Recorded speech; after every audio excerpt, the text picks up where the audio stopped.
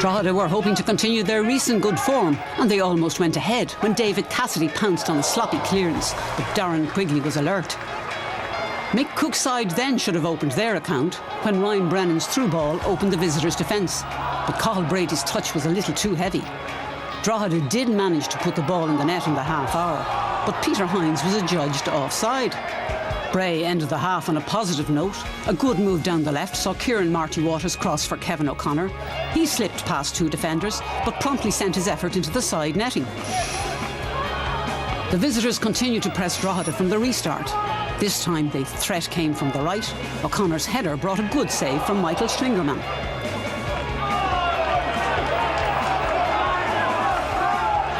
While at the other end, a Cassidy free kick was headed wide.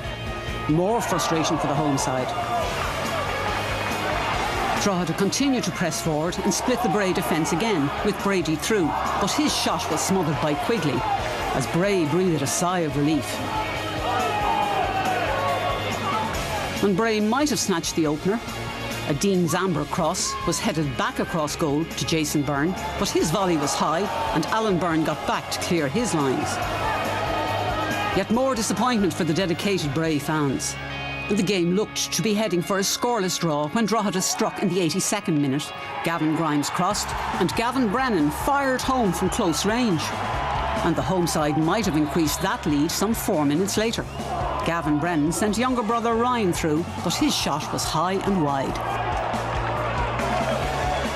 Things then got worse for Bray, and they finished with 10 men when David Webster got a second yellow card as he took Gary O'Neill down just outside the box. And matters were compounded for the visitors in the final minute. A long throw saw O'Neill sneak in and squeeze the ball into the net to double his side's tally.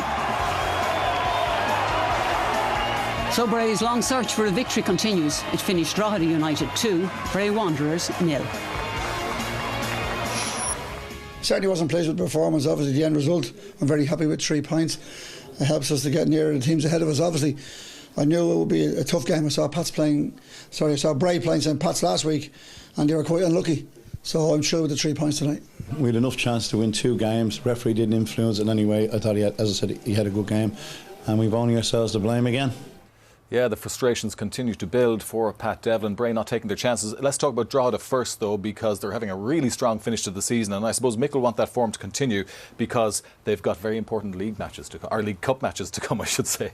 They do, yeah, Mick. They've really turned the corner in Drogheda, so they have, and they're performing really well at the moment after a very indifferent start. I suppose the last 10 games they're unbeaten, and that's their 5th consecutive win in all competitions, particularly in the Cups they're doing very well as well. Yeah. And it's a good time to be hitting form, Peter, because as we know they're in the League Cup final and they're also in the quarter final of, and you'll probably have to say they got the best of the draws, no disrespect to Finn Harps, but they will fancy their chances against Finn Harps. So it's really good time for Drogheda to be hitting form, but worryingly for Bray. And I made a bold prediction on the show a few weeks ago, and I'm sorry to say there's nothing to suggest that I could change my mind. Like, they've shipped 55 goals already this season. You look at the second goal there, in particular Friday night, it came from a long throw, indecision between the back four, the goalkeeper. It's terrible defending, really. Yeah, but they haven't been cut adrift yet, Tony. And I mean, OK, the goals have dried up, but I mean, they're not exactly relegated yet. No, I would agree with Alan. They're poor defensively and they always look like they're going to be cut open, but at the same time they miss an awful lot of chances in that game. O'Connor had 2 great chances. Jason Byrne, you'd normally see him tuck them away. I do feel that Bray will win a couple of games. Can they win 3 or 4 games to take them to that magic 30-point mark that I think all teams that want to avoid the automatic drop will need to hit? Perhaps not. I still think that they've been there year in, year out.